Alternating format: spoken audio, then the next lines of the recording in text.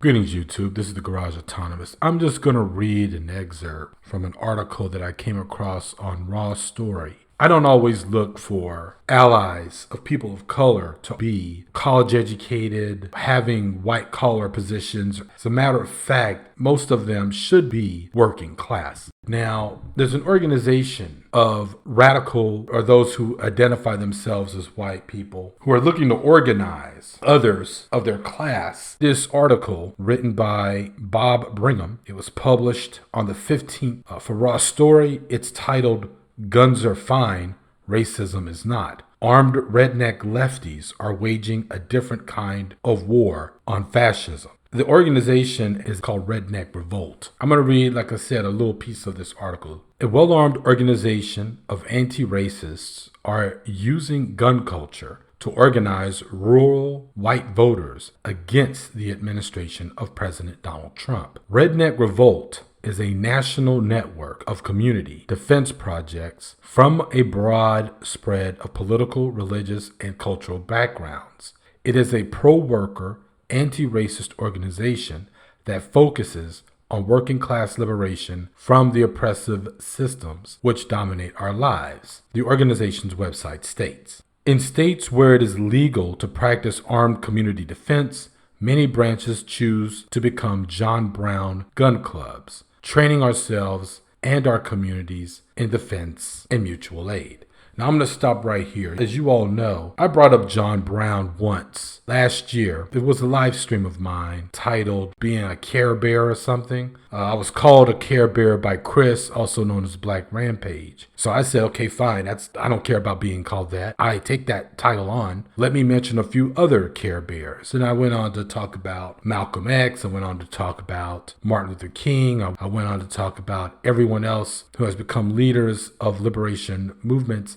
And then I talked about people who really did put their lives and bodies on the line for other people that they really weren't supposed to care about. And I mentioned John Brown. As you all know, John Brown was a white slave abolitionist who died, killed by hanging for punishment of leading the Harper's Ferry raid. Now, this organization also makes reference to the Battle of Blair Mountain. The Battle of Blair Mountain is when 10,000 United Mine Workers of America staged the largest labor uprising in U.S. history. Author of A People's History of the United States, Howard Zinn, goes in extensively of lots of labor movements where miners died fighting for their rights. In that particular uprising, the miners there wore red bandanas. This organization, the John Brown Gun Club, also wear red bandanas, as well as the online group Redneck Revolt.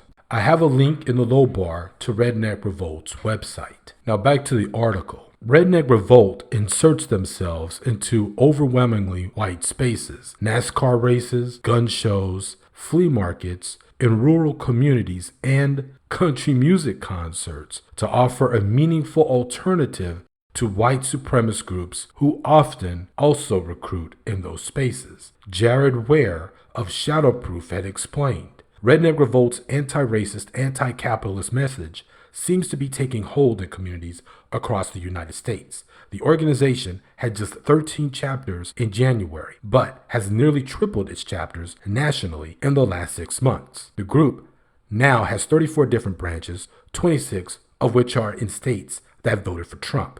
I think that this is very relevant at this point, and I'm going to stop reading to point out that this organization is taking a very good strategy in talking to workers who are now caught up in Trump's America, realizing that all the promises that he made, in which, of course, he won on, it is not going to come true. He has no intention, he has no plan whatsoever of helping the white people of the red states and the so-called Rust Belt, which was formerly quote-unquote blue states. I think that this is a very good thing for Redneck Revolt to do by entering into these spaces and taking a very aggressive means of putting their politics out there. Again, this is something that I support. This is definitely a group or allies that we should keep an eye on and support as well, because they in turn are looking to support everyone else. One last paragraph I want to read here. People need to be able to defend themselves. We, live in a country, in the world, where people of color and LGBTQ people are routinely victimized and systematically victimized by the people who claim to be there for their defense. A Pittsburgh Redneck Revolt organizer named Sean said, "We provide free basic firearms training to pretty much everyone who needs it. We focus on trying to provide self-defense training when asked for by communities of color and LGBTQ folks. White supremacy is essentially a fight to be the best treated dog in the kennel," Sean tells potential recruits. "It's that way because a vastly small percentage of the population hoards access to resources, and they're able to do this because they've managed to get one half of the working class to turn against the other half in exchange for basically preferential treatment. Redneck Revolt seeks to change the calculation." Now, again, I want to go ahead and have you all read the rest of this article. This organization, they're on Twitter. I would say go ahead and follow them. They post a lot of great things. It's a perfect example and an opportunity, I think, of all walks of life of the working class need to get together and form real, meaningful alliances. This is the Garage Autonomist.